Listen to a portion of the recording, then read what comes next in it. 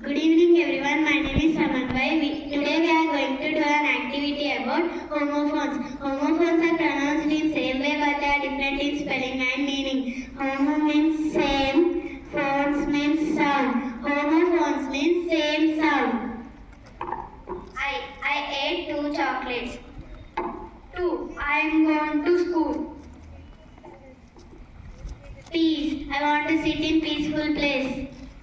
Peace. I ate piece of bread.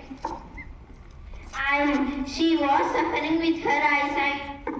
I am a girl. Meat. I ate meat at my home. I meet my friend in park. Ear. I got hurt on my ear. Ear. This ear is luckiest ear. I cut my hair yesterday. Hair. I saw hair. See, I went to see. See, I can see you. Week. In this month there are 4 weeks. Weak. I am weak because of fever. Yes. Here. I will come here. I will do chocolate. I came here.